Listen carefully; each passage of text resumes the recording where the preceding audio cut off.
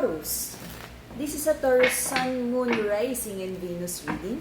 For your personal reading, kindly send me a direct message. Kamusta mga Taurus? Okay?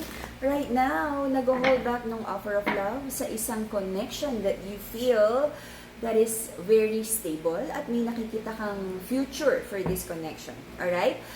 Before I start, announce ko lang ang ating mid-year sale. Okay, lahat ng crystals natin from the Enlightened Guide is from 2,500, 1,999 lang.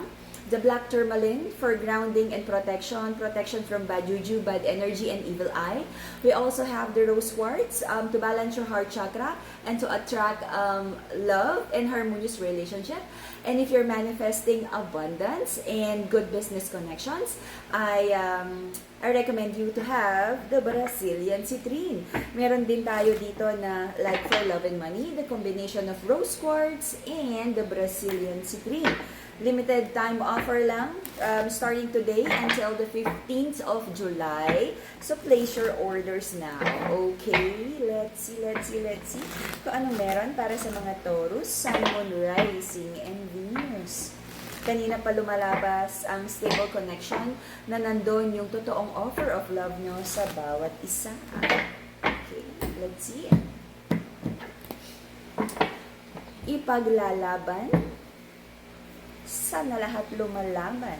Okay. This is a very strong, kumbaga, connection. Kasal, live-in, matagal na, very stable na yung connection, same old cycle. But nagkaroon ng mga challenges in this romantic connection. Someone feels unloved or unrequited yung love niya. But nandun pa rin kayo both, dun sa same old cycle.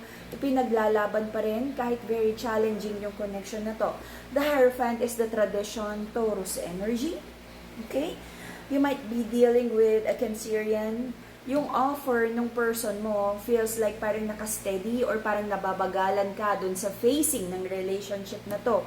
Though, it might be hindi mo lang napapansin pero gumagalaw naman siya but not as fast as you want this connection to move forward. Okay? Baka naman meron lang mga kailangan dapat pag-usapan kung ano ba talaga yung kung gaano kabilis yung phase na gusto mo for this connection. Nagkakaroon ngayon ng doubts kung mamove forward pa to sa happy relationship long term. Parang someone is not ready or rejecting this offer. May nagmo-move forward, may lumalayo, trying to heal from a situation, moving forward, walking away.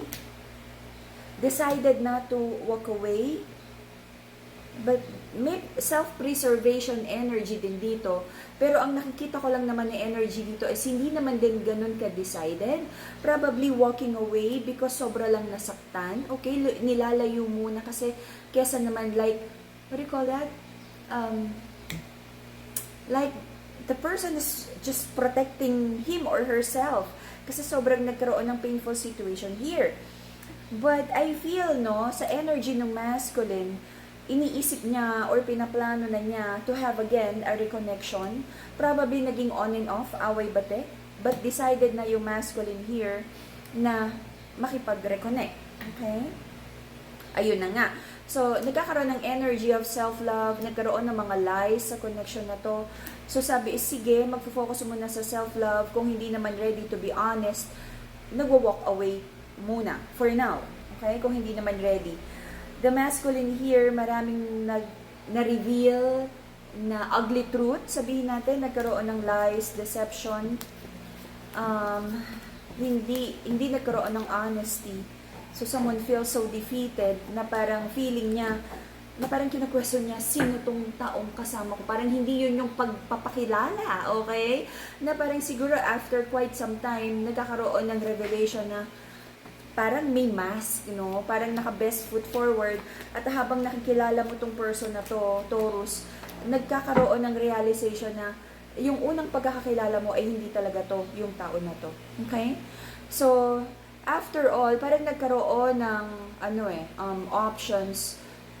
Parang sa dami nung mga taong nakapaligid sa'yo, pinili mo tong tao na to. After all the confusion and options, pumili ka. And this is a very strong, parang naging passionate yung connection. Pero sabi mo is, gusto mong maging discerning. Marami kang hinanap na truth. Okay? This is like the stalker card, Marites card. Marami kang hinanap na truth.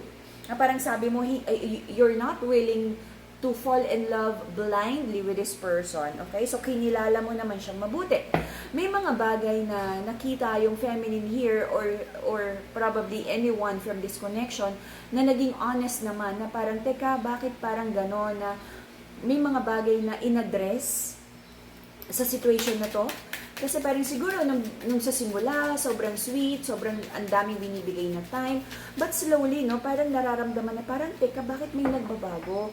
Parang hindi ito yung reason why you fell in love in the first place. So may mga bagay na inaddress sa situation na to para ayusin sana, para matapos na yung pain, but parang hindi nagkakaintindihan. Parang feeling nung isa dito is parang inaatake siya, kaya nagiging defensive ngayon yung isang party. Parang feeling niya is inaaway siya. Okay? Pero ang gusto lang naman ng isang person here is ma-address na ibalik yung dating sweetness or lambing or yung tan, whatever it is, na kumbaga something was sold in this connection, kaya may na-in love. Tapos nung na-in love na, parang yung reason why this person fell in love is parang nawawala. Okay? So, ina-address lang naman. But kung sino yung pinagsasabihan, nagiging defensive. Okay? So, may pinagpe-pray here na parang a stable connection. Sabi mo, Taurus, hindi ka naman naghahanap ng casual connection. So, kung hindi mo naman nakikita yung sarili mo long-term with this person, parang ayaw mo na. Alright? So, sabi mo, Taurus, right now, blessing in disguise naman, kung talagang mas mabuti na nagkakaalaman na, di ba, kaysa naman papatagalin pa, tsaka mo pa makikita na hindi naman pala talaga kayo magkasundo. Okay?